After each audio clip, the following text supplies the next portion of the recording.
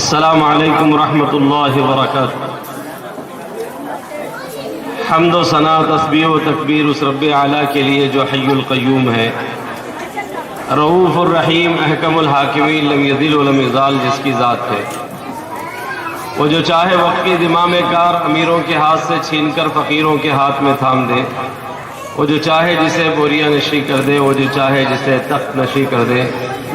اس کی شان میں کوئی شکوہ نہیں، اس کی دانش میں کوئی شکایت نہیں، اس کی ذات صحو و خطا سے لا ریب ہے۔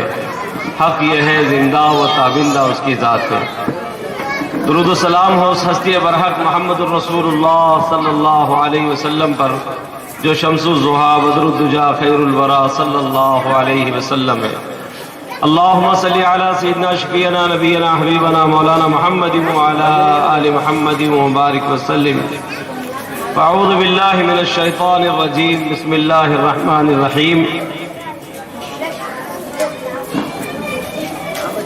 والضحى واللیل اذا سجا، ما ودعک ربک وما قلا، وللآخرة خیر لک من الأولى، ولسوف یعطیک ربک فترضى، الم یجدک یتیما فآوى۔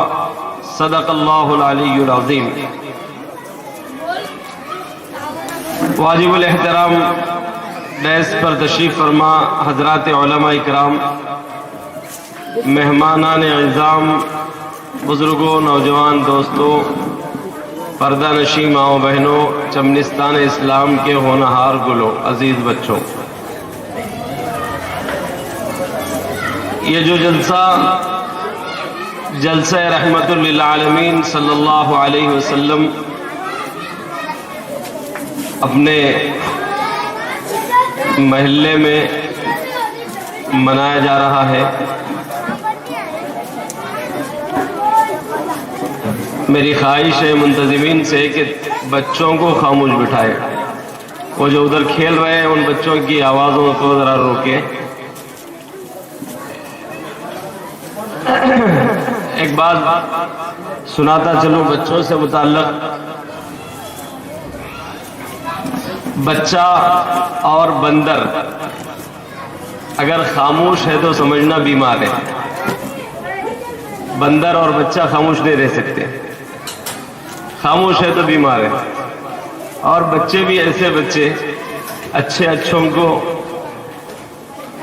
منا لیتے ہیں۔ ایک مرتبہ میرے آپ کے آقا حضرت محمد مصطفیٰ صلی اللہ علیہ وسلم کی خدمت میں ایک یہودی حاضر ہوا، عرض کرنے لگا، اے محمد، تمہارے صحابہ کے بچے میرے بیر کے درخت پر پتھر مارتے ہیں اور مجھے بے انتہا تکلیف ہوتی ہے۔ اگر آج کے بعد وہ بچے پتھر مارے تو پھر بچوں سے لڑائی نہیں ہوگی بلکہ بڑوں سے لڑائی ہوگی۔ سرور عالم صلی اللہ علیہ وسلم کے پاس بچوں کو لا کر کھڑا کر دیا اور ساری شکایتیں بچوں کی وہ یہودی کرنے لگا۔ اللہ کے رسول صلی اللہ علیہ وسلم نے ان بچوں سے پوچھا، بچے یہ جو کہہ رہا ہے کیا یہ صحیح ہے؟ تو انہوں نے کہا کہ ہاں یا رسول اللہ، یہ جو کہہ رہا ہے صحیح ہے اور یہ ہم کو دھمکی دے رہا ہے۔ بس اتنا یا رسول اللہ آپ اس سے کہہ دیجئے کہ بیر اگر باہر گر جائے تو ہمیں کھانے کی اجازت دیجئے۔ اس کے درخت پر ہم پتھر نہیں مارتے، بیر اگر باہر گر جائے ہوا سے تو ہم کھا لیں، اس کی اجازت ہمیں مل جائے۔ تو یہودی بخوشی کہنے لگا، جاؤ، اگر ہوا سے بیر گر جائے تو وہ تمہارے ہیں، تم کو کھانے کی اجازت ہے۔ اتنا سننا تھا، بچے لپٹ گئے محمد رسول اللہ صلی اللہ علیہ وسلم سے اور یہ کہنے لگے کہ آقا، اب تک آپ دعا کرتے تھے، ہم آمین کہتے تھے، اور اب ایسا ہے کہ ہم دعا کریں گے، آپ آمین فرمائیے۔ تو سرور عالم صلی اللہ علیہ وسلم نے ہاتھ اٹھائے اور یہ فرمایا کہ بچوں کہو کیا کہنا چاہتے ہیں؟ تو کہا یا رسول اللہ، ہماری طبیعت کے بارے میں۔ انہوں نے یوں فرمایا کہ اللہ کے حبیب، ہماری صحت کی ہم دعا کر لیں گے اور ہماری ترقی کی دعا کریں گے۔ ساتھ ساتھ آپ نے ان بچوں نے یوں فرمایا کہ اے اللہ اتنی تیز ہوا چلا دے کہ سارے بیر باہر گر جائے۔ بس بچوں نے یہ دعا کی اور ادھر محمد رسول اللہ صلی اللہ علیہ وسلم نے آمین فرمایا، ہوا تیز چلی، سارے بیر باہر گر گئے۔ تو بچے ایسے ہوتے ہیں، منانے پر آتے ہیں تو اچھوں کو منا لیتے ہیں، اور جب بچہ بگڑ جاتا ہے تو بہت زیادہ اس کا بگاڑ پھیلتا ہے، سماج میں، معاشرے میں اس کا بگاڑ پھیلتا ہے۔ کر دے کہ میرے دوستو بچوں کو ذرا خاموش بٹھاؤ، سیرت النبی صلی اللہ علیہ وسلم کا یہ جلسہ ہے، اس میں ادب کا مظاہرہ ہو۔ بے ادبیوں سے بڑے نقصانات ہوتے ہیں میرے دوستو، آج امت کو اس کی تلقین کی ضرورت ہے۔ آج ادب نہیں ہونے کی وجہ سے بہت سے نقصانات سے آج امت، بہت سے فائدے سے امت محروم ہے۔ مجدد الفسانی رحمۃ اللہ علیہ کی خدمت میں ایک بندہ حاضر ہوا، آ کر عرض کرنے لگا، یا رسول اللہ صلی اللہ علیہ وسلم، یوں فرمایا کہ آپ نے فرمایا حضرت، مجدد الفسانی سے یوں فرمایا کہ حضرت مجھ سے ایک ایسی خطا ہو گئی، شاید میں کچھ لکھنا چاہتا ہوں لکھ نہیں پا رہا ہوں۔ آپ نے فرمایا کہ کیا خطا ہوئی ہے؟ نہیں معلوم، میں روزانہ 200 صفحے کتاب لکھتا تھا، کتاب کے لکھا کرتا، اور آج ہے کہ ایک صفحہ بھی مجھے لکھا نہیں جاتا۔ اس قسم کی شکایت ایک ہفتے سے ہو رہی ہے۔ اللہ والے جو ہوتے ہیں مراقبہ کرتے ہیں۔ آپ نے گردن جھکائی اور یہ فرمایا کہ اچھا مجھے معلوم ہوا ہے تجھ سے خطا ہوئی ہے۔ کہا وہ کیا خطا ہے؟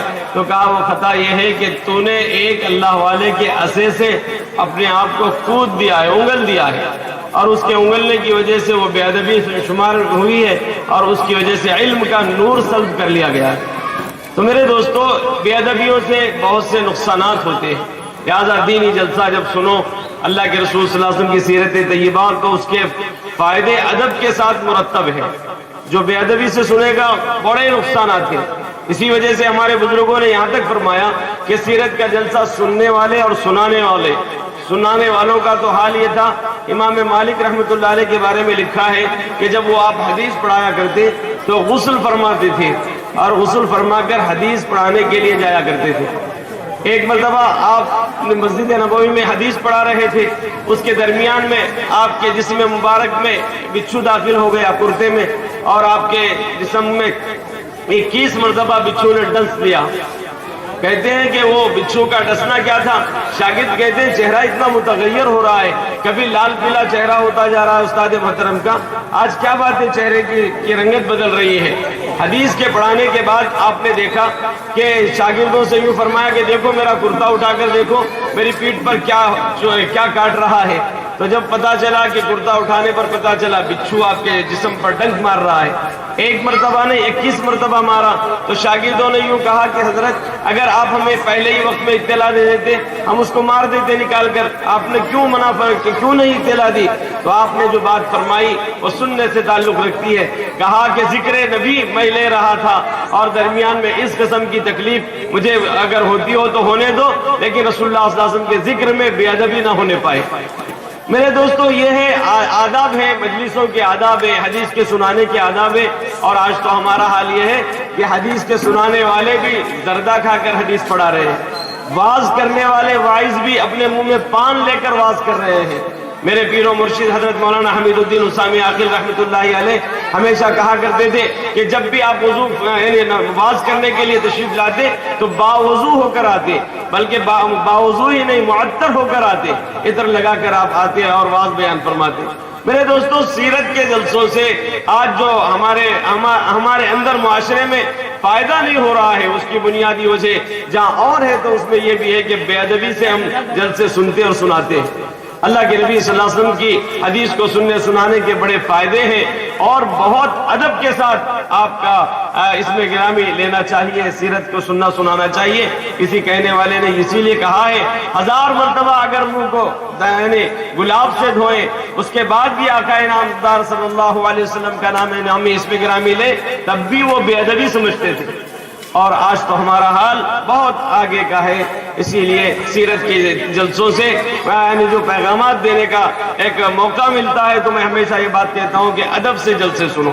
دوسری گزارش، پہلی بات تو یہ میرے دوستو، آج سیرت کا پیغام امت کے اندر عام ہو جائے، اور سیرت سے کیا فائدہ ہے، میلاد سے کیا فائدہ ہے، اس کے چند جھلکیاں سنا کر اپنی بات کو ختم کرتا ہوں۔ ایک جگہ پر بیماری آئی، ایک گاؤں میں طاعون پھیلا، طاعون کہتے ہیں حیضے کی بیماری کو پھیلی، تو لوگوں نے یہ بتایا کہ حضرت ہمارے شہر میں پورا طاعون پھیلا ہے، اور ایک ایک گھر سے 4-4 5-5 جنازے اٹھ رہے ہیں، اگر کریں تو کیا کریں؟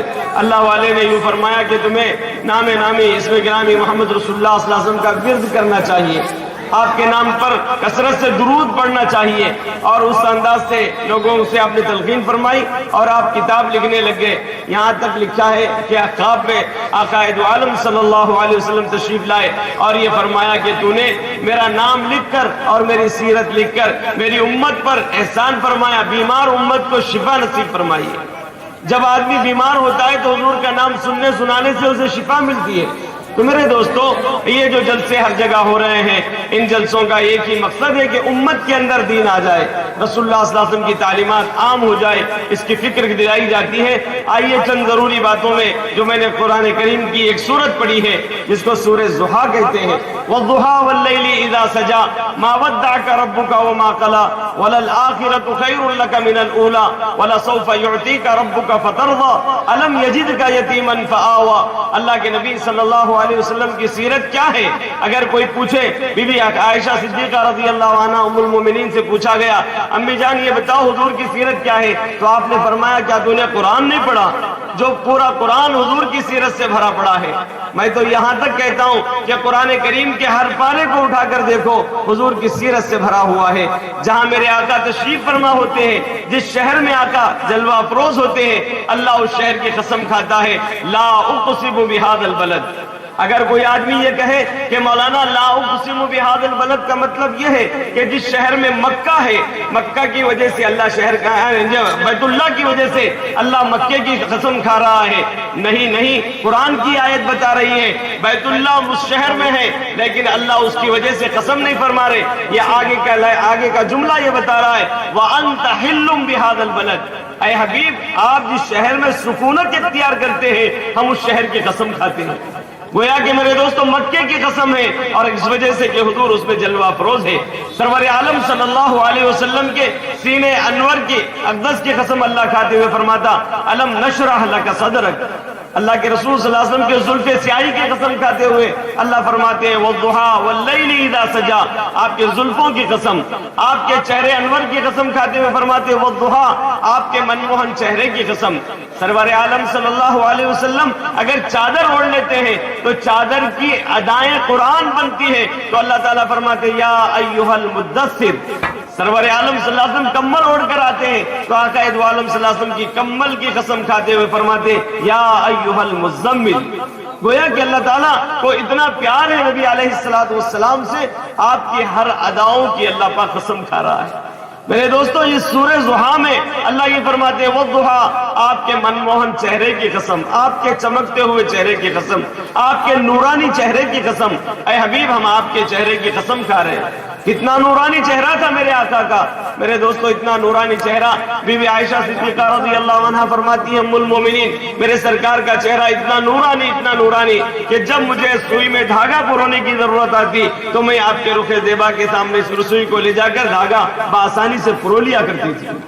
اتنا نورانی آپ کا چہرہ. کیوں نہ ایسا نورانی چہرہ ہو. حضرت عبداللہ کی پیشانی میں وہ نور جو چمک رہا تھا, سرکار کے بارے میں کہا جاتا اول ما خلق اللہ نوری, اللہ نے سب سے پہلے میرے نور کو پیدا فرمایا. اور وہ نور منتقل ہوتے ہوتے انبیاء کی پیشانیوں اور صلبوں سے منتقل ہوتے ہوتے بھی حضرت عبداللہ کی پیشانی میں آیا تو اتنا جگمگایا. روایتوں میں آتا ہے اہل کتاب جو کہ جن کے اوپر جو اہل کتاب ہے, توریت زبور انجیل کے ماننے والے ہیں, وہ اپنی کتابوں میں کھول کر دیکھا کرتے اور اس دن کا انتظار کرتے کہ وہ نور محمدی آئے تو اس کو ہم اپنے پاس لے لیں گے, اپنا نصیبہ چمکا لیں گے, اپنا مقدر بنا لیں گے وہ نور محمدی کو لے کر. عورتیں بھی پیشکش کیا کرتی تھی. ایک مرتبہ وہ نور حضرت عبداللہ کی پیشانی میں جب وہ نور آیا تو کچھ عورتیں آپ کے پاس آئی اور آ کر کہنے لگی کہ عبداللہ ہم سے شادی کر لو. حضرت عبداللہ کہتے ہیں کہ ہم شریف لوگ ہیں اور ہم ایسے عورتوں کے کہنے پر شادی نہیں کرتے. کہہ کر آپ فوراً وہاں سے نکل پڑے. کہتے ہیں روایتوں میں آتا ہے کہ کئی عورتیں آپ کو اس قسم کی پیشکش کی, لیکن اللہ کو جو مقدر تھا, جو منظور تھا, وہ رشتہ بی بی آمنہ سے ہونا منظور تھا. حضور اکرم صلی اللہ علیہ وسلم کی والدہ ماجدہ کا نام آمنہ ہے. عبداللہ کا نکاح حضرت آمنہ سے ہو گیا اور وہ نور شکم مادر میں منتقل ہو گیا, بطن آمنہ میں منتقل ہو گیا. چند مہینوں کے کے بعد حضرت عبداللہ ادھر سے گزرتے، وہی عورتیں آپ کو کہتی، اے عبداللہ تمہاری پیشانی میں جو ستارہ چمک رہا تھا، جو نور جگمگاتا تھا، وہ نور کہاں منتقل ہو گیا؟ اسی کو کسی شاعر نے کہا، گیا اے ماہ تابا وہ کدھر تھا، وہ جلوہ اب نہیں جو پیشتر تھا، بتاؤ وہ نور ربانی کہاں ہے جو پیشانی میں تیرے جلوگر تھا؟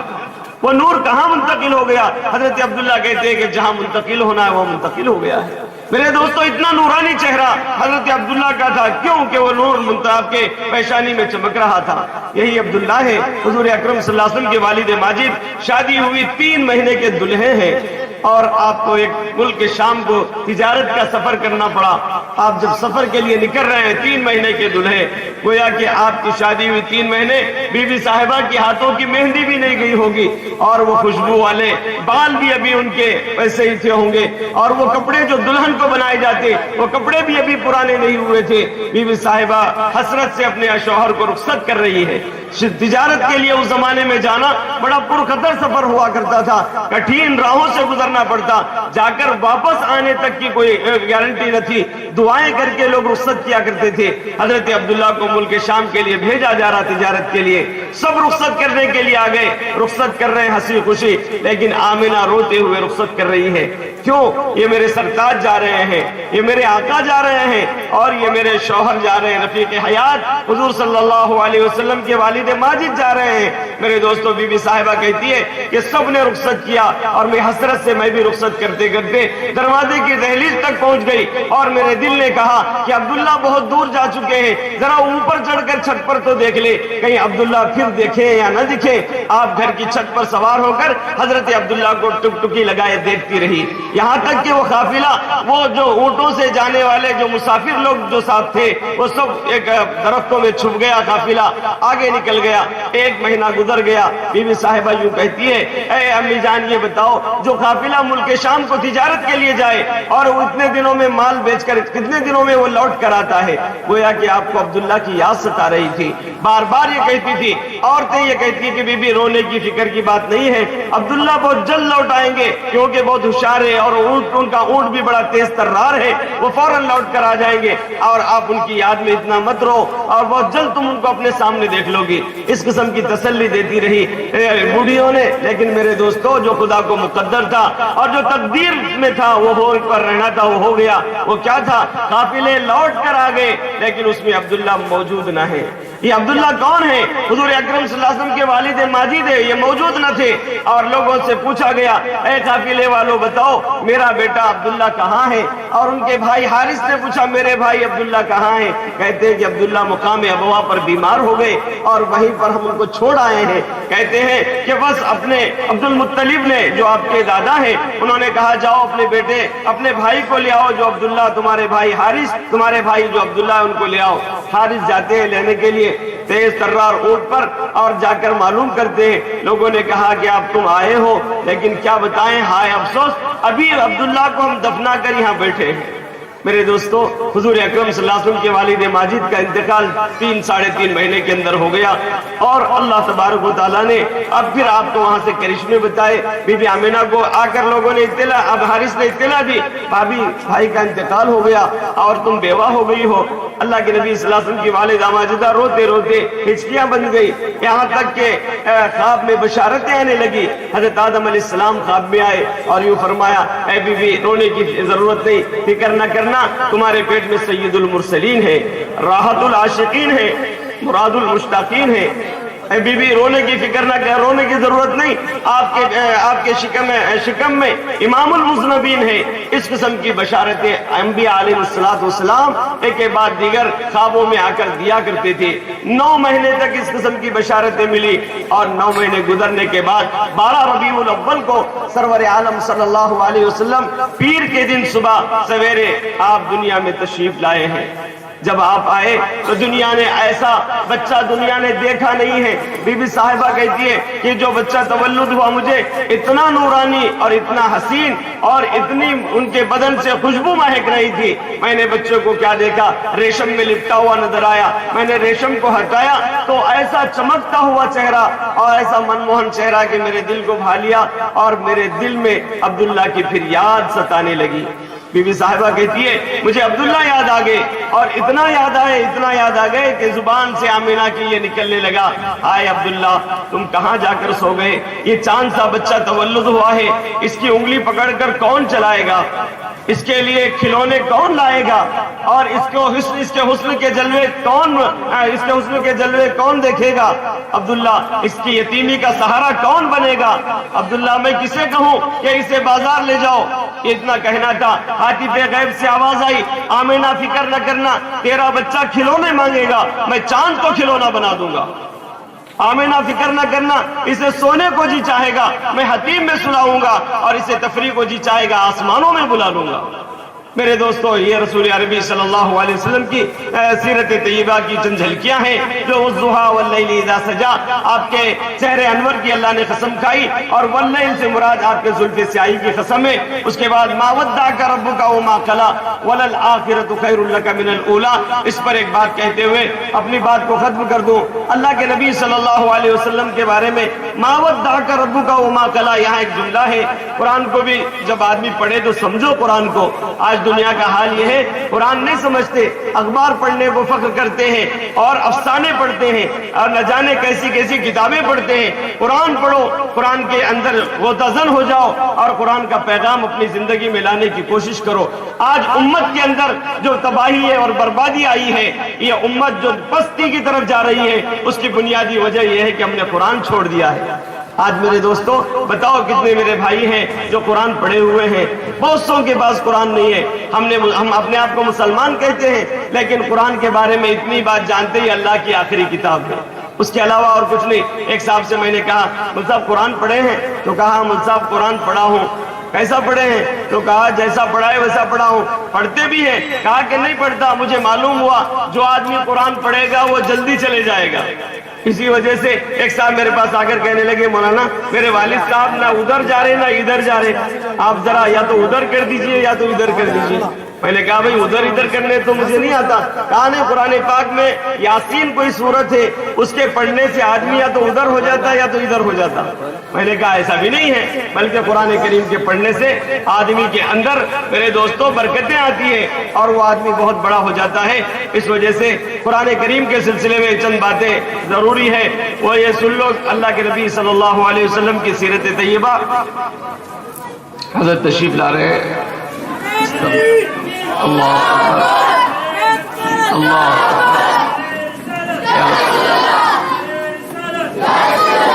صلی اللہ علیہ وسلم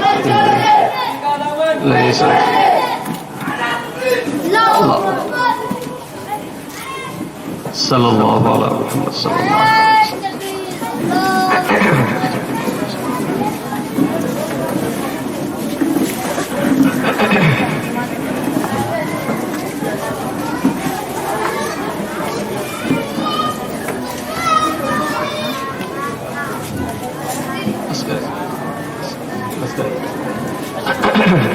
لہذا میرے دوستو قرآن کریم کو اپنی زندگی میں اس کے پیغام کو لانے کی کوشش کریں جس میں رسول اللہ صلی اللہ علیہ وسلم کی سیرت طیبہ بھری ہوئی ہے۔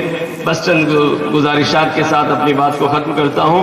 اللہ کے رسول صلی اللہ علیہ وسلم سے سچی پکی محبت کریں اور آپ کے پیغام کو عام کرنے کی کوشش کریں۔ ایک صحابی ہے حضور اکرم صلی اللہ علیہ وسلم کے، جن کا نام حضرت ابو درداء رضی اللہ تعالیٰ عنہ ہے۔ اللہ کے نبی صلی اللہ علیہ وسلم نے یوں فرمایا کہ لوگوں تم جہاں ہیں وہاں بیٹھ جاؤ۔ حضرت ابو درداء رضی اللہ تعالیٰ عنہ لکڑیوں کا گٹھا لیے جا رہے تھے، جیسے ہی کان میں آپ صلی اللہ علیہ وسلم کی یہ بات پڑی تو وہ راستے ہی میں بلکہ بکریوں کے ریوڑ ہی میں بیٹھ گئے۔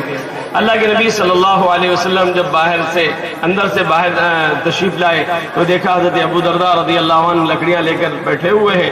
پوچھا ابو درداء یہاں کیسے بیٹھ گئے؟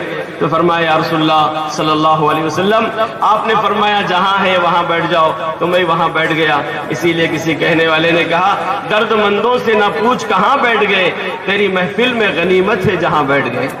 اللہ کے رسول صلی اللہ علیہ وسلم کے دیوانے اور آپ کے چاہنے والے متوالے آپ کے لیے جان دے دیا کرتے، آپ کے حکموں پر مر مٹ جایا کرتے تھے۔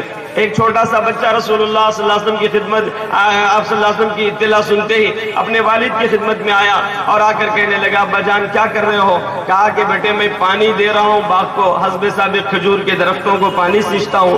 فرمایا کہ ابا جان آج پانی دینے کا دن نہیں ہے۔ فرمایا بیٹے کیا بات ہے؟ کہا کہ رسول اللہ صلی اللہ علیہ وسلم پردہ فرما گئے ہیں، آپ دنیا سے رخصت ہو گئے ہیں۔ اتنا سننا تھا وہ صحابی رسول کہتے ہیں کہ بیٹا کیا واقعی صحیح ہے؟ کہا ابا جان وہ دنیا سے پردہ فرما گئے، آپ باغ میں پانی دینے کے لیے جو ڈول کنویں میں آپ نے ڈالا تھا وہ کنویں ہی میں چھوڑ دیا اور ہاتھ اٹھا کر آسمانوں کی طرف کہنے لگے اے اللہ یہ آنکھوں کا نور اور یہ کانوں کی سماعت رسول اللہ صلی اللہ علیہ وسلم کے منموہن چہرے اور آپ کے ارشادات ربانی کو سننے، ارشادات نبی صلی اللہ علیہ وسلم کو سننے کے لیے تھی۔ اگر وہ ذات رخصت ہو گئی ہے تو مولا آنکھوں کا نور بھی سلب کر لے اور کانوں کی سماعت بھی ختم کر دے۔ اتنا سننا تھا میرے دوستو، اللہ کے رسول صلی اللہ علیہ وسلم کے صحابی نے دعا کی اور منہ پر ہاتھ پھیر لیا، آپ کی آنکھوں کی بینائی بھی ختم ہو گئی اور کانوں کی سماعت بھی ختم ہو گئی۔ بچے سے کہا کہ بیٹے مجھے لے چلو، اللہ کے رسول صلی اللہ علیہ وسلم کے قدموں میں لے جا کر کھڑا کر دو۔ وہ بچے کا ہاتھ پکڑ کر حضور صلی اللہ علیہ وسلم کی خدمت میں حاضر ہوتے، جہاں آپ ہمیشہ کی نیند آرام فرما رہے تھے۔ قدموں پہ ہاتھ رکھ کر عربی میں جو شعر آپ نے کہا اس کا ترجمہ کسی شاعر نے یوں کہا، تیری معراج یہ ہے کہ تو لوح قلم تک پہنچا، میری معراج یہ ہے کہ میں تیرے قدموں تک پہنچا۔ یہ کہہ کر اللہ کے رسول صلی اللہ علیہ وسلم کے وہ صحابی دنیا سے رخصت ہو گئے، چیخ مارتے انتقال ہو جاتا ہے۔ میرے دوستو یہ ہے عشق ہے اللہ کے رسول صلی اللہ علیہ وسلم سے، لیکن آج امت کا حال یہ ہے عشق کے سلسلے میں دعوے تو ہماری زبانوں پر ہے، عمل کے اعتبار سے ہمارے اعضاء اور جوارح عمل کرنے کے لیے تیار نہیں ہے۔ دیکھو آج کتنا بگاڑ ہے جس کے نتیجے میں آج امت پستی کی طرف جا رہی ہے۔ حضور صلی اللہ علیہ وسلم کو چاہنے والے ایسے ہوتے ہیں جیسے اللہ کے رسول صلی اللہ علیہ وسلم نے ادھر حکم دیا اور ادھر کرنے کے لیے تیار ہو گئے۔ میرے دوستو آج سیرت کے جلسے سے یہی بات ذہن میں رکھو کہ ہماری زندگی میں اللہ کے رسول صلی اللہ علیہ وسلم کی ایک سنت آئے، ایک سنت آئے۔ آج رشتوں کا بڑا خیال ہے، یہ والد ہے، یہ میرے چچا ہے، یہ میرے دادا ہے، یہ میرے نانا ہے، یہ میرے فلاں ہے۔ اگر کوئی آدمی کہے کہ آپ کا بیٹا کیسا ہے تو کہیں گے کہ بیٹا میرا نافرمان ہو گیا ہے۔ اگر کسی مرشد سے کہو آپ کے مرید کیسے ہیں تو کہیں گے کہ میرا مرید ناخلف ہو گیا ہے۔ کسی شاگرد سے استاد سے پوچھو آپ کے شاگرد کیسے ہیں تو کہتے ہیں کہ میرا شاگرد نافرمان ہو گیا ہے۔ ارے بھئی کیوں؟ تو حقوق کی رعایت نہیں کرتا، پاس و لحاظ نہیں کرتا، ادب نہیں کرتا، اس کی وجہ سے وہ نافرمان کہلا رہا ہے۔ میرے دوستو آج دنیا میں ایک دوسرے کے حقوق کی رعایت نہ کرنے پر نافرمان کہلائے جا رہے، اور رسول اللہ صلی اللہ علیہ وسلم کے حقوق ہیں۔ آپ کی محبت کا حق کیا ہے؟ محبت کا حق یہ ہے کہ اپنی جان سے زیادہ حضور کو عزیز سمجھنا۔ آپ کے کاموں میں اپنے کاموں کو، آج ہماری امت کا حال کیا ہے؟ امت کا حال یہ ہے بچا ہوا وقت دین کے کاموں میں لگتا ہے اور بچا ہوا کام ہم کرتے رہے وقتوں پر کام کرتے ہیں، بلکہ کام کے لیے تو پہلے وقت اپنے دین کے کام کے لیے وقت نکالنے کی ضرورت ہے۔ اور آج امت کا حال یہ ہے، یہ امت کے لیے زمین کے خزانے کھول دیے گئے تھے، آسمان کے دہانے کھول دیے گئے تھے، یہ امت کے خاطر۔ اور اس امت جب تک یہ امت حضور کی دنیا میں رہے گی، اس کے صدقے میں، نبی کے صدقے میں یہ امت کو روٹیاں ملے گی اور ان کی وجہ سے اوروں کو روٹی ملے گی۔ لیکن آج ایسا ہو گیا، یہ جیسے ہوگا، میں کہتا تھا پہلے اور کہا کرتا ہوں، پہلے کا حال یہ تھا کہ دلہے، ایک مثال دیتا ہوں میں ہمیشہ کہ دیکھو دلہا ہے، اس کے ساتھ بارات ہے، بارات چل رہی ہے، اس بارات میں دلہا ہے، لیکن دلہا کیا ہے، تھوڑی تھوڑی دیر کو لوگوں سے پوچھتا کیا کھانا ملے گا، کیا کھانا ملے گا، کیا کھانا ملے گا، بار بار دلہا پوچھ رہا ہے۔ تو میں یہ کہتا ہوں کہ ارے دیوانے، تیرے خاطر تو کھانا پکا ہے، بارات تو تیری وجہ سے ہے، کھانا ملے گا پوچھنا یہ دیوانہ پن ہے۔ یہ امت کو روٹی مل رہی ہے نبی کے صدقے میں اور ان کی وجہ سے سب کو روٹی مل رہی ہے، لیکن آج یہ پریشان ہے کہ کیا ہم کو کھانا ملے گا، کیا ہم کو کھانا ملے گا۔ یہ دیوانوں کی باتیں کر رہا ہے۔ اگر نبی کا سچا پکا غلام ہے تو وہ صحابہ جیسا ایمان پیدا کرو۔ ایک صحابی حضور کی خدمت میں آئے، آ کر عرض کرنے لگے یا رسول اللہ صلی اللہ علیہ وسلم، آج میرے ساتھ ایک عجیب واقعہ پیش آیا۔ سرکار مدینہ صلی اللہ علیہ وسلم نے یہ پوچھا کیا واقعہ پیش آیا؟ کہا کہ حضور میں قضائے حاجت کے لیے میدان چلا گیا تھا اور میدان میں قضائے حاجت سے فارغ ہو کر اٹھ رہا تھا تو کیا دیکھتا ہوں کہ ایک بل سے، ایک سوراخ سے چوہا سونے کے سکے نکال رہا ہے۔ 1 2 3 4 21 سونے کے سکے اشرفیہ میرے سامنے رکھ دیا۔ میں فارغ ہونے کے بعد جو لوٹا میرا خالی تھا وہ لوٹے میں اشرفیہ سونے کے سکے لے آیا آپ کی خدمت میں۔ سرکار آپ فرمائیے کیا مجھے یہ سونے کے سکے استعمال کرنے کی اجازت ہے؟ اللہ کے نبی صلی اللہ علیہ وسلم نے یوں فرمایا، جو آدمی تقوی سے زندگی گزارتا ہے اللہ تعالیٰ اسے بلوں سے روزی عطا فرماتے ہیں، سوراخوں سے اللہ اسے روزی عطا فرماتے ہیں، جو آدمی اللہ سے ڈر کر اور رسول اللہ کی سنتوں پر زندگی گزارتا ہے۔ اب یہاں میں ایک بات رک کر کہتا ہوں، جو آدمی تقوی سے خالی زندگی گزارتا ہے اللہ تعالیٰ اسے بلوں میں پریشان کر دیتے ہیں، یہ کرنٹ کا بل ہے، یہ دواخانے کا بل ہے، یہ فلاں کا بل ہے، یہ فلاں کا بل ہے، یہ بلوں میں اس کو پریشان کر دیتے ہیں۔ اور جو تقوی سے زندگی گزارتا ہے بلوں سے اشرفیاں دے دیتے ہیں۔ اللہ کے رسول صلی اللہ علیہ وسلم کے دیوانے کبھی بھوکے نہیں رہتے اور وہ کبھی پریشان حال نہیں رہتے، دنیا کی طاقت انہیں کوئی ڈرا نہیں سکتی۔ آج مسلمان بے حیثیت ہو گیا، اس کا خون پانی سے زیادہ سستا ہو گیا اور اس کی عزت کا نیلام ہو رہی ہے۔ اس کی بنیادی وجہ یہ ہے کہ ہم حضور صلی اللہ علیہ وسلم کے غلام نہیں ہیں، سچے پکے غلام نہیں ہیں، ورنہ تو کیا مجال ہے۔ وہ سفینہ رضی اللہ عنہ کو دیکھو، جنگل میں افریقہ کے جا رہے ہیں، ایک شیر وہ پنجہ اٹھایا ہوا منہ کھول کر آپ کے پاس آ گیا اور ایسا لگتا ہے کہ ابھی سفینہ کو نگلنے والا ہے رضی اللہ تعالیٰ عنہ کو۔ کہتے حضرت سفینہ جانتا تو کون ہے ہم؟ اتنا سننا تھا، وہ شیر خاموش ہو گیا، آپ نے سنانا شروع کر دیا، دیکھ میں محمد رسول اللہ صلی اللہ علیہ وسلم کا غلام ہوں۔ اتنا غلام کہنا تھا، وہ شیر آپ سے کہنے لگا زبان حال سے، سفینہ جب تم غلامی کی بات کرتے ہو تو میں بھی اس غلامی پر فخر کرتا ہوں، آؤ میری پیٹھ پر بیٹھ جاؤ، تمہیں جہاں جانا ہے وہاں لے جا کر چھوڑ دیتا ہوں۔ جنگل کے درندے بھی اس غلاموں کی عزت کیا کرتے تھے اور آج محلے کے انسان بھی اس کی عزت نہیں کرتے۔ اس کی بنیادی وجہ یہ ہے کہ ہم نے حضور صلی اللہ علیہ وسلم کی سیرت کو سننا اور سنانا جان رکھا ہے لیکن اس پر عمل کرنا چھوڑ دیا ہے۔ آج امت کے اندر عمل نہیں ہونے کی وجہ سے بہت سی خرابیاں ہیں۔ دیکھو مسلمان کو دیکھو تو پتہ نہیں چلتا کہ یہ مسلمان ہے، قرآن کے لیے قسمیں کھا رہا ہے، قرآن کی قسم کھاتا لیکن قرآن کبھی نہیں پڑھتا، قرآن کی قسم اس کے نزدیک ہے لیکن قرآن کبھی نہیں پڑھتا۔ میرے دوستو ایک واقعہ سنا دوں آپ کو، قرآن قسم کھانے کے لیے نہیں ہے، قرآن سر پہ اٹھانے کے لیے نہیں ہے، قرآن آٹوکوں پہ رکھنے گھروں کی زینت بنانے کے لیے نہیں ہے، محراب پہ سجانے کے لیے اور الماریوں میں سجا کر رکھنے کے لیے قرآن نہیں ہے، بلکہ یہ قرآن جہاں پیغام دیتا ہے، کتاب ثواب بھی ہے اور وہ کتاب انقلاب بھی ہے۔ ایک کتاب اس سے ثواب بھی ملتا ہے اور اس کتاب سے انقلاب بھی دنیا میں آتا ہے۔ مجھ سے ایک صاحب نے یوں کہا، ایک پنڈت سے میری ملاقات ہوئی تھی، اس پنڈت نے مجھ سے یوں کہا، بہت دیر کی ملاقات کے بعد، 2-4 گھنٹے کی ملاقات کے بعد اس نے مجھے جو بات کہی میرے دل پر وہ بات بڑی اثر کی، بار بار میں اپنے ساتھیوں سے سناتا ہوں۔ یہ کہنے لگا کہ مولانا اگلا آنے والا دن مسلمانوں کا ہے، اگلا آنے والا دن مسلمانوں کا ہے، ہماری کتابوں میں لکھا ہوا ہے اگلا آنے والا دن مسلمانوں کا ہے، لیکن آپ اپنے مسلمان بھائیوں سے کہیے اخبار پڑھ کر فیصلہ نہ کرے بلکہ قرآن پڑھ کر فیصلہ کرے۔ اور آج امت اخبار پڑھ کر فیصلہ کرتی ہے جس کے نتیجے میں سب پریشان ہیں۔ اور میرے بھائیوں قرآن پڑھ کر فیصلہ کرو، تمہاری قرآن سے غیروں نے فیصلہ کیا ہے۔ ایک شہر میں، اورنگ آباد شہر میں ایک واقعہ پیش آیا، ایک دواخانے میں لڑکے کے بدلنے کا واقعہ پیش آیا۔ کیا لڑکی والے جس کو لڑکی ہوئی تھی اسے لڑکا دے دیا گیا اور جس کو لڑکا ہوا تھا اسے لڑکی دے دیا گیا۔ رد و بدل ہوا ہے اور ہر جگہ ہر زمانے میں الٹ پلٹ چل رہا ہے۔ اس نے کہا کہ بھئی میرا لڑکا تھا، تم نے اس کو دے دیا، اس کی لڑکی مجھے دے دی، کون دیکھا کیا دیکھا، بحث مباحثہ ہوا، حتیٰ کہ جب یقین ہو گیا تو لڑکے والوں نے اس کے دواخانے کو توڑ پھوڑ شروع کر دیا۔ یہاں تک کہ وہ دواخانے کا جو ذمہ دار تھا بڑا ڈاکٹر آیا، آ کر کہنے لگا لڑنے جھگڑنے کی ضرورت نہیں ہے، میں فیصلہ کروں گا، جس کا بچہ ہے اس کے حوالے کر دوں گا۔ لوگوں نے پوچھا آپ کیسا فیصلہ کریں گے؟ کہا کہ میں غیر مسلم ہوں لیکن فیصلہ میں قرآن سے کروں گا۔ ذرا اس جملے پر غور کیجئے، میں قرآن سے کروں گا کیونکہ مجھے اس اسلام کی تعلیمات پر بڑا یقین ہے، میں قرآن سے فیصلہ کروں گا۔ کہا کیا فیصلہ ہے سناؤ؟ تو کہنے لگے قرآن کریم میں یہ آیت لکھی ہوئی ہے لِلذَّكَرِ مِثْلُ حَظِّ الْأُنثَيَيْنِ، اس کا ترجمہ ہے کہ 2 حصے لڑکے کو اور 1 حصہ لڑکی کو۔ جب باپ کا انتقال ہو جاتا ہے، مال تقسیم کیا جاتا ہے تو مال میں 2 حصے بیٹے کو ملتے ہیں اور 1 حصہ بیٹی کو ملتا ہے۔ لہذا جو خدا مال میں 2 حصے بیٹے کو دیتا، لڑکے کو دیتا اور 1 حصہ بیٹی کو دیتا ہے، تو میرا اس سے یہ فیصلہ ہے کہ جو خدا بچے کو 2 حصے مال دیتا ہے وہی خدا اس کی ماں کے سینے میں 2 حصے دودھ دیتا ہے۔ اگر لڑکا جس کا ہے تو اس کے ماں کے سینے میں دودھ دیکھو 2 حصے دودھ ہے اور غذائیت کا حصہ اس میں زیادہ ہے تو سمجھنا کہ وہ لڑکا اس کا ہے.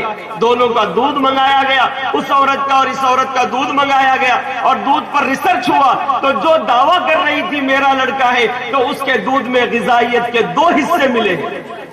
غیر مسلم نے صاف کہا مجھے یقین آ گیا قرآن پر کہ 2 حصے اس کے ماں کے سینے میں دودھ کے ہیں, لہذا بچہ ہے تو زیادہ دودھ اس کی ماں کے سینے میں رہے گا, بچی ہے تو اس کی ماں کے سینے میں دودھ کم رہے گا اور غذائیت کے حصے بھی اس میں زیادہ رہیں گے. یہ ہے غیر مسلموں کو یقین ہماری قرآن پر. اور آج ہمارا حال ہے, ایک صاحب عامل صاحب کے پاس آ گئے اور آ کر کہنے لگی یہ خاتون عامل صاحب مجھے بچہ نہیں ہوتا, آپ مجھے بچہ دلا دیجئے. تو عامل بھی بڑے آج کل بڑے خطرناک ہو گئے ہیں اور صاف صاف اس لیے کہنا ہے کہ عاملوں کی چکر میں بھی نہیں پڑنا. بہت سے عامل دھوکہ دے رہے ہیں. انہوں نے کہا کہ میں ضرور بچہ دوں گا لیکن ایک شرط پر 10,000 روپے مجھے دینا اور جو بات میں کہوں گا, جو فلسفہ میں کہوں گا, جو دعا میں بتاؤں گا یا جو عمل میں بتاؤں گا وہ عمل کسی کو ظاہر نہ کرنا, آپ کو 6 مہینے کے اندر نتیجہ ظاہر ہوگا, تمہیں اولاد ہو جائے گی. اس نے کہا کہ 6 نہیں 10 نہیں 20,000 لے لیجئے اور جہاں تک نہ بات کہنے کی ہے بتانے کی ہے میں کبھی کبھی نہیں بتاؤں گی تمہاری بات کو اپنے سینے میں قبرستان کی طرح, جس طرح قبرستان میں مردے دفن ہوتے ہیں ویسے تمہاری بات کو میں سینے میں دفنا لوں گی, بتائیے مجھے وہ بات. تو عامل نے یوں کہا کہ دیکھو 10,000 لا کر دے دو. 10,000 اس نے لا کر دے دیا. اس کے بعد جو بات کہی رونگٹے کھڑے ہونے والی ہے, اس نے کہا یہ قرآن مجید ہے, اس کو اٹھاؤ یہاں سے لے جاؤ اور وہ سامنے حمام ہے, حمام میں اس کے نیچے رکھ دو, حمام میں نیچے رکھ دو, اس پر کھڑے ہو کر غسل کر دو. اس عامل نے یوں کہا اور وہ خاتون اولاد کے خاطر قرآن پر پیر رکھ کر جسم پر پانی ڈالنا ہی تھا. اس کا دل اتنا تیزی سے دھڑکا, اتنا تیزی سے دھڑکا کہ دل سنبھلا نہیں اس کا. وہ روتے روتے 4 سال گزر گئے, اس کو بھی کہنے لگی کہ مولانا میرا دل دھڑک رہا, میں بہت علاج کر چکی لیکن میرا دل دھڑکنے والا رکتا نہیں ہے, نہ نیند آتی مجھے نہ سکون ملتا. اولاد نہ ملے کوئی بات نہیں لیکن دل کو سکون ہونے کے لیے آپ دعا کر دیجیے. میرے بھائیو قرآن کو ہم نے, قرآن کی ایسی بے حرمتی ہم نے کی ہے. ہماری قرآن کی عزت تو غیر بھی کرتے لیکن آج مسلمان قرآن کی بے حرمتی کر رہا ہے. بلکہ آگے بڑھ کر یہ کہتا ہوں تمہاری قرآن میں, تمہاری نبی علیہ السلام کی دعاؤں میں کیا تاثیر ہے غیروں کو معلوم ہے. ایک خاتون سے میں نے کہا ہماری مسجد کے دروازے پر گود میں بچہ لے کر ہاتھ میں لوٹا لے کر آ گئی ہے, غیر مسلم عورت تھی. میں نے اس سے پوچھا بی بی ہمارے گھر کے بازو میں تم رہتی ہے اور مسجد تک اتنی دور مسجد ہے ہماری, یہاں کیوں آ گئی ہے؟ تو اس نے کہا کہ مولوی صاحب جب تک مسلمان مسجد میں رہتے ہیں ان کی پھونکوں میں بھی اثر رہتا ہے, ان کی دعاؤں میں بھی اثر رہتا ہے. جب مسلمان مسجد سے باہر نکل جاتا ہے تو نہ ان کی پھونکوں میں اثر ہے نہ ان کی دعاؤں میں اثر ہے. اس وجہ سے میں مسجد کے دروازے پر آ کر اپنے بچے بیمار کو شفا دلانے کے لیے کھڑی ہو گئی ہوں. اتنا کیریکٹر مسلمان کا خراب ہو رہا ہے جبکہ یہ مسلمان میرے بھائیوں جہاں جاتا تھا اس کی عزت ہوا کرتی تھی. آج ہمارا کیریکٹر بہت بگڑ رہا, بہت بگڑ رہا. امت کے اندر ایسی تعلیم کو عام کرو, دیکھتے ہی لوگ یہ کہتے کہ میرے آقا کا یہ غلام آ رہا ہے. اتنا کہہ دینا میرے آقا کا غلام آ رہا. اور آج بھی الحمدللہ اور لوگوں کی بنسبت ہم بہت اچھے ہیں اور ہماری وجہ سے ہی زمین کا شامیانہ, زمین کا فرش بچھا ہوا ہے, آسمان کا شامیانہ تنا ہوا ہے. اگر یہ لوگ ختم ہو جائیں تو دنیا کا بستر لپیٹ دیا جائے گا. ہاں میرے بھائیوں لپیٹ دیا جائے گا. اس وجہ سے چند باتیں جو ضروری تھی اس پر یہ میں نے سنا دی. ایک بات اور کہتا ہوں, اتنا مجمع یہاں بیٹھا ہے, آپ سے درخواست ہے اپنے چہروں کو بھی بنا لو, رسول اللہ صلی اللہ علیہ وسلم کی جیسی صورت بناؤ. داڑھی رکھنا میرے بھائیوں, داڑھی رکھو. داڑھی رکھنا, داڑھی کاٹنا گناہ ہے, گناہ ہے, گناہ ہے, حرام ہے. داڑھی کاٹنا حرام ہے. حضور صلی اللہ علیہ وسلم کے بارے میں یوں آیا ہے, بزرگوں کے بارے میں بزرگوں نے یوں فرمایا یہ واجب ہے, اس کا چھوڑنا ضروری ہے. اگر نہیں چھوڑیں گے تو ڈاکٹروں نے تحقیق کی, رسول اللہ صلی اللہ علیہ وسلم کی سنتوں پر ریسرچ ہو رہا, غیر مسلم ڈاکٹر ریسرچ کر رہے. امریکہ کا ایک ڈاکٹر داڑھی کے بارے میں ریسرچ کیا اور یہ کہنے لگا کہ داڑھی حضور کی سنت ہے, محمد صلی اللہ علیہ وسلم کی سنت ہے, تو اس سنت کا کیا فائدہ ہے؟ اس سنت کے ریسرچ پر اس نے یہ بتایا کہ داڑھی کے کاٹنے سے آدمی کی قوت مردانگی کم ہو جاتی ہے. دنیا کا فائدہ تو یہ ہے, اخروی فائدہ کیا ہے؟ اخروی فائدہ تو یہ ہے کہ حضور کا غلام نظر آتا ہے. کفن سے منہ میرا کھول کر دیکھے تو حضرت یوں کہہ دے ہمارے چاہنے والے کی صورت ایسی ہوتی ہے. سرکار کہہ دینا یہ میرا چاہنے والا ہے. آپ بولیں گے مولانا یہ اتنے بڑے مجمع میں یہ بولنے کی کیا ضرورت ہے؟ ہاں بعض باتیں بولنا ہی ضروری ہے، اس کے بڑے فائدے ہیں. لہذا داڑھی کو چھوڑ لو، مونچھوں کو کترا لو. حضور صلی اللہ علیہ وسلم نے صاف فرمایا جو میری امت داڑھی رکھے گی اس کو بڑے فائدے ہیں. میرے بھائی کیا فائدے ہیں؟ بہت دیر ہوگی، بس اتنی بات کہتے ہوئے اپنی بات کو ختم کرتا ہوں. سنتوں والی زندگی کو اپناؤ. سنتوں والی زندگی کے اپنانے کا فائدہ سن لو، بات ختم کرتا ہوں. سرور عالم صلی اللہ علیہ وسلم کے پاس چند مکہ کے لوگ آئے اور آ کر کہنے لگے کہ محمد ہم آپ کی مخالفت کرتے، آپ کے ساتھ بہت زیادہ آپ پر ایمان نہیں لاتے اور ایذا رسانی کا معاملہ ہمارے ساتھی کرتے. کیا بات ہے؟ نوح علیہ السلام کی امت کو عذاب آیا، عاد و سمود کو عذاب آیا اور دیگر امتوں کو عذاب آیا. آپ کی امت پر جو ہم آپ کی نافرمانی کر رہے ہیں ہم پر عذاب کیوں نہیں آتا؟ لہذا جلد عذاب بلائیے. اللہ کے نبی صلی اللہ علیہ وسلم نمدیدہ آنکھوں کے ساتھ اللہ سے کہنے لگے مولا یہ کیسی امت ہے اور یہ کیسی گزارش اور خواہش کر رہی ہے. اللہ تبارک و تعالیٰ نے وحی بھیجی سورہ احزاب میں جس کا ذکر ہے. اللہ نے یوں فرمایا کہ اے حبیب یہ امت یہ لوگ جو کفار مکہ یہ کہنے لگے عذاب بھیج دے، عذاب بھیج دے اور ہمیں عذاب فوراً لا دے. ان سے کہہ دیجئے کہ جب تک آپ ان کے درمیان رہیں گے عذاب نہیں آئے گا. نبی کے صدقے میں ان کو عذاب نہیں آئے گا، آپ کے وجود گرامی سے عذاب نہیں آئے گا. مجدد الفسانی رحمۃ اللہ علیہ اس واقعے کو لکھ کر یوں فرماتے ہیں کہ نبی علیہ السلام جب امت میں تھے تو ان میں عذاب نہیں آیا. آپ کی سنتیں جس امت میں رہے گی اللہ پاک اس امت کو بھی عذاب نہیں دیں گے، کبھی اس امت پریشان نہیں ہوگی. لہذا میرے دوستو اس کے لیے فکرے کرو. اللہ تعالیٰ سے دعا ہے اللہ بولنے والے کو عمل کی توفیق عطا فرمائے، سننے والے بھائیوں کو سعادت دارین بخشے. وما توفیقی الا باللہ، وآخر دعوانا ان الحمد للہ رب العالمین.